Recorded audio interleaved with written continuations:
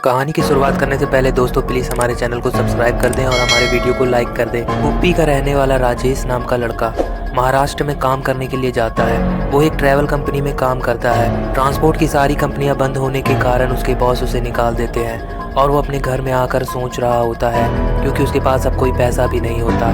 पैसा ना देने के कारण उसका मकान मालिक उसे कमरा खाली करने के लिए बोलता है और राजेश फिर अपने कमरे में जाकर सोचने लगता है। वो सोचता है कि क्यों ना अपने वो गांव वापस चला जाए, पर कोई भी ट्रांसपोर्ट ना चलने के कारण उसे कोई भी साधन गांव जाने के लिए नहीं मिल रहा था। तभी उसे पता चलता है कि सब लोग अपने गांव अपने घर पैदल ही जा रहे हैं, तो वो भी पैदल निकल जाता है अपने गांव जाने के लिए। कुछ दिन चलने के बाद वो महाराष्ट्र के बॉर्डर के पास पहुँच जाता है और पैदल ही धीरे धीरे वो चलना शुरू कर देता है। बॉर्डर के बाद थोड़ा सड़क कच्चे रास्ते की तरफ आ जाता है। बीच में सड़क और दोनों साइड जंगल होता है। वो पैदल ही निकलता जाता है। थोड़ी दूर चलने के बाद उसका रास्ता अलग हो जाता है। वो एक कच्ची सड़क जंगल के अंदर से होकर जाने वाली पर चलने लगता है। वो बिल्कुल अकेले रास्ते पर होता है और चारों तरफ सुनसान जंगल फैला हुआ होता है।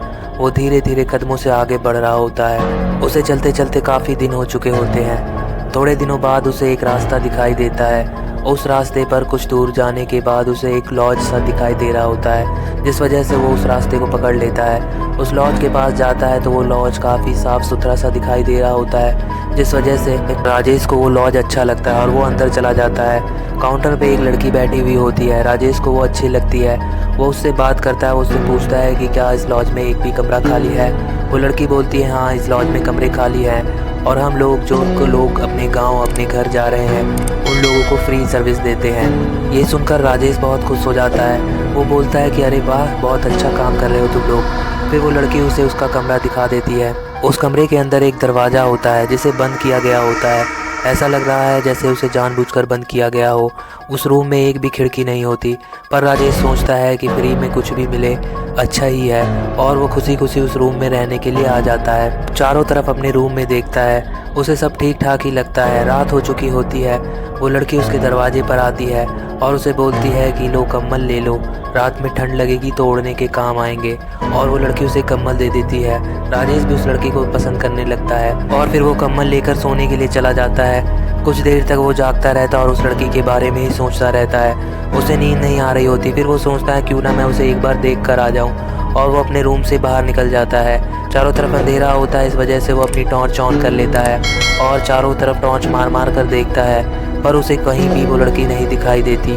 वो पूरा होटल छान मारता है पर उसे वो लड़की कहीं दिखाई नहीं दे रही होती और चारों तरफ अंधेरा होता है, जिस वजह से टॉर्च से ठीक से दिखाई भी नहीं दे रहा होता। वो पूरे में घूम घाम कर अपने रूम में वापस आ जाता है। उसके रूम में भी अंधेरा होता है और फिर से वो अपने बिस्तर के पास आ जाता है और थोड़ी देर बाद उसे नींद आ जाती है। कुछ देर सोने के बाद उसकी नींद अचानक से खुल जाती है। उसे ठक ठक की आवाज़ आने लगती है। वो उठकर देखता है तो उसी दरवाजे के पीछे से आवाज़ आ रही होती है, जिस दरवाजे को बंद किया गया होता है। वो कान लगाकर सुनने लगता है। उसे समझ आ जाता है कि इसके पीछे से आवाज़ आ रही है।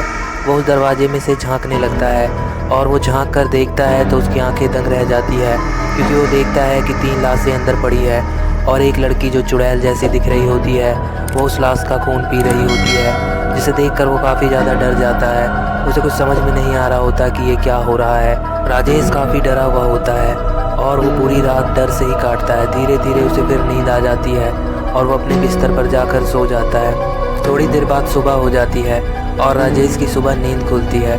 वो उठता है तो उसे रात की बातें याद रहती है और वो अपने घर जाने के लिए तैयार हो जाता है। वो उस होटल से जैसे ही बाहर निकल रहा होता है तो उसी काउंटर पे वो लड़की बैठी हुई होती है। वो उसे देखता है पर वो अपने घर जाने के लिए सोचता है और अपने घर की ओर निकल पड़ता है। घर पहुंचते ही वो देखता है कि उसके घर के बाहर एक लाश पड़ा हुआ है और चारों तरफ कुछ लोग बैठे हुए हैं। वो और अंदर की ओर जाता है उस लाश को देखने के लिए।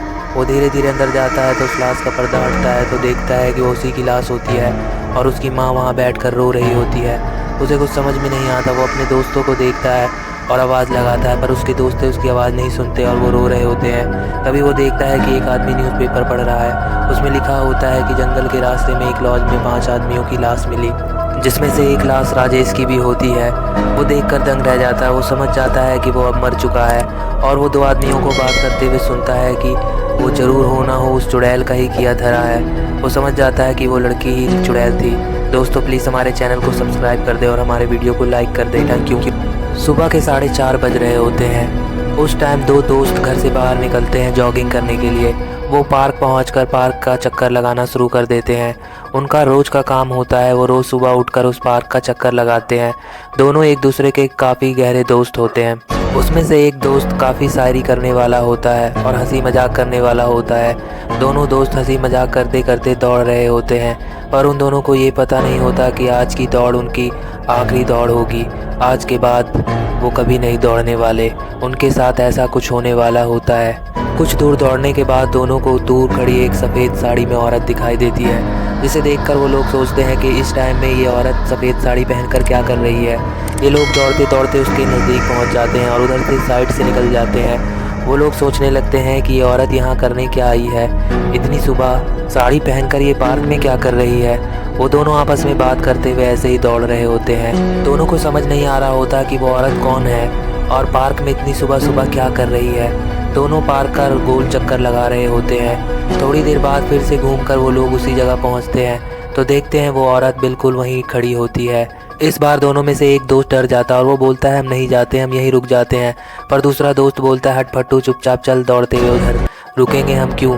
और दोनों दोस्त धीरे धीरे उस औरत की तरफ बढ़ रहे होते हैं। एक दोस्त को काफ़ी डर लग रहा होता है। फिर से दौड़ते दौड़ते वो लोग उस औरत को पार कर जाते हैं और दोनों दोस्त यही सोच रहे होते हैं कि ये औरत है कौन और इस पार्क में एक ही जगह पर खड़ी होकर के ये करने क्या आई है।